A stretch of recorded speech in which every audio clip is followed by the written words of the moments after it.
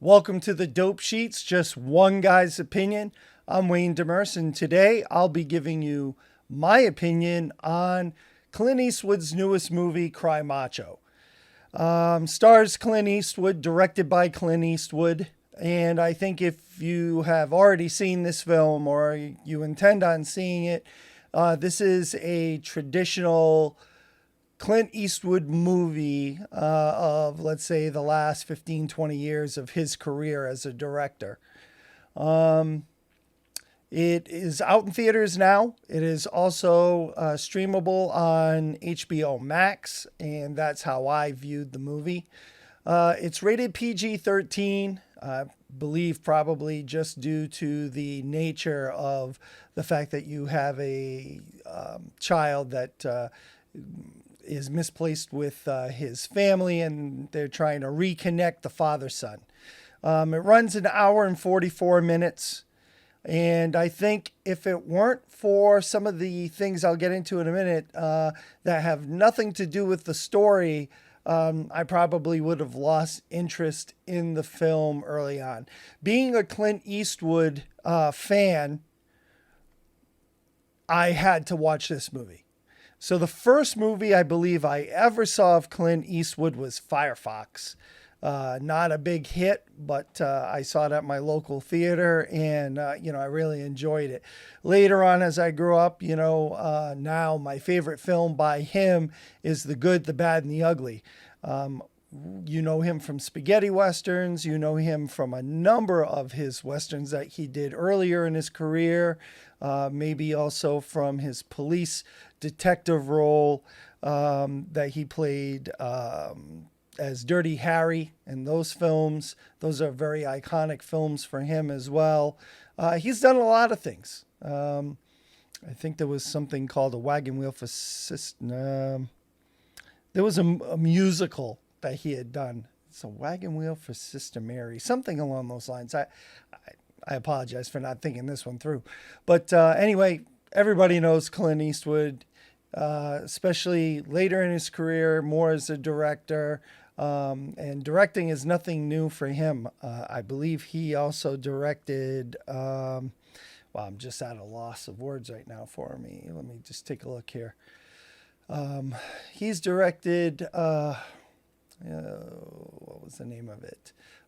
Unforgiven was another one which he was just amazing in. If you really want to go way, way back to, I think, early 80s, he also did High Plains Drifter.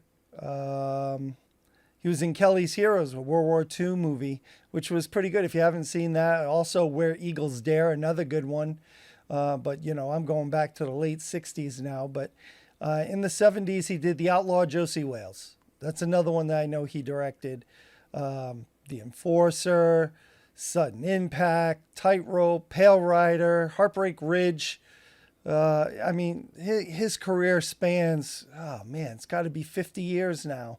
Actually, probably more than that. I think his first one is 1955. So he's got a whole catalog of movies. Anyway, when it comes to this movie, Cry Macho, it's a very simple story. So if you haven't seen it and you want to see it, heads up, I'm about to give you some spoilers. There's nothing wrong with any of the acting. I have to tell you that. The cast is excellent. He has his friend, Dwight Yoakam. Dwight Yoakam, country singer, is in this one. Always liked Dwight Yoakam, but I feel like he always plays the same role. It's pretty much, he's kind of a jerk and kind of reserved. No, but he plays that role pretty well. I always like Dwight Yoakam in anything I see. I'm not a fan of his music just because I'm not a fan of country, but I do like him as an actor. There are a couple other actors that you may see in very small roles, very small bits in this movie, because the main story centers around a child that he's been tasked to go into Mexico and retrieve and bring him back to his father, played by Dwight Yoakam. And this is this actor's first breakout movie. Eduardo Mignette is his name, and he plays the role of Raffo, the teenage son that he's enamored with cowboys, and he doesn't think his father really ever wanted him. His father does want him, wants to bring him back, but later on we find out that the father's motives for bringing him back may not be what he originally tells Clint Eastwood what they are and why he wants him back. So I'm going to say the plot is extremely thin, because what I just explained to you is Clint Eastwood goes to Mexico to retrieve this guy's son. That's it, man. That's all you're going to get in this movie. So from that standpoint, I found it to be a little bit boring.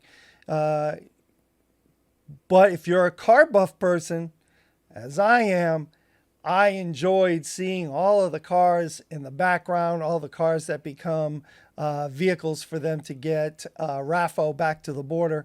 I thought that was pretty interesting, and that kept me engaged. Always looking in the background, looking to see what's going on. Those things are what kept me engaged in this film. Overall, the story is not a bad story. I just feel like it's an unfulfilling story. I think this is a story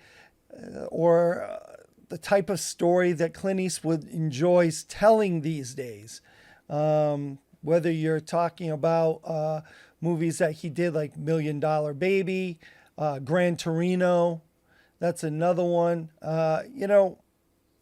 He plays the older guy, and he is an older guy now, so these are the things that he enjoys to tell his story. And in this particular film, I don't feel that it's on the same level as $1 Million Baby or Gran Torino. It's just a movie that I'm kind of glad I did not go into the theater to go and see and spend my money. And I feel like it's a movie, or the type of movie that you can stream at home and enjoy it and say, okay, it was okay, good film. I don't think you're going to walk away and feel like it was a bad film. But I do feel like you're going to walk away at the end of the movie and feel a little like the payoff wasn't there, right? So I think we want to see the son end up with the dad. We want to see what's going to happen. Just kind of wrap it up a little bit, and we don't get that payoff at the end. Again, spoiler. But I think if you're a Clint Eastwood fan, you're going to enjoy the movie, and at the very least, you'll probably say it was a good movie. Maybe it's the type of movie you watch on a rainy Saturday or Sunday and you've got nothing that you need to do in the house. So, hey, let's sit down and watch a film. This is a good one to kind of turn on and just kind of meander through, and then at the end, probably fall asleep and take a nap. I hate to say that because, again, I am a Clint Eastwood fan. I'm a fan of he's also a musician. So I'm a fan of his music that I've heard. I'm a fan of his as a director. I'm a fan of his as an actor. And I just kind of felt like this movie was a little bit subpar. And the only reason why I feel that is I feel like the story could have been a little bit more developed. And so you would have had that payoff at the end. But anyway, that's just my opinion. Maybe you share my opinion. Maybe you don't. If you care to, please go ahead and down below, go ahead and share your opinion with me. I'll certainly read it. And if you don't agree with me, hey, I'm just one guy's opinion. You've got one too. Please go ahead and share it below.